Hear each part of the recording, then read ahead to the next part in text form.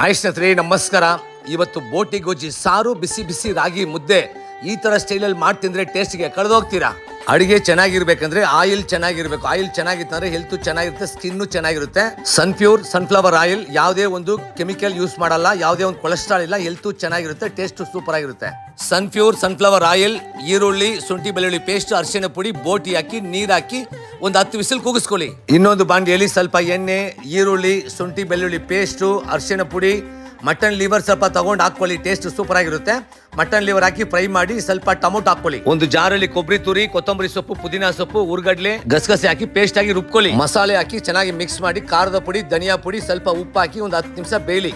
ಬೇಯಿಸ್ಕೊಂಡಿರೋ ಬೋಟಿ ಹಾಕಿ, ಆ ಬೋಟಿ ಬೇಯಿಸಿರೋ ನೀರ್ ಹಾಕಿ ಸ್ವಲ್ಪ ಹೊತ್ತು ಬಿಡಿ. ಫೈನಲ್ ಟಚ್ ಗರಂ ಮಸಾಲ, ಕೊತ್ತಂಬರಿ ಸೊಪ್ಪು, ರೆಡಿ ಆಯ್ತು ಬಿಸಿ ಬಿಸಿ ಬೋಟಿ ಗೊಜ್ಜು ಸಾರು. ಸ್ಟವ್ ಮುಂದೆ ಎತ್ತಿರುವಾಗ ಲವ್ ಇಂದ ಕುಕ್ ಮಾಡಿ ಸುಮಾರು ಅಡಿಗೆನು ಸೂಪರ್ ಆಗಿರುತ್ತೆ. ಬಿಸಿ ಬಿಸಿಯಾಗಿ ಮಾಡ್ಕೊಳ್ಳಿ, ಖುಷಿ ಖುಷಿಯಾಗಿ ತಿನ್ಕೊಳ್ಳಿ, ಮಜಾ ಮಾಡಿ ಸ್ನೇಹಿತರೆ.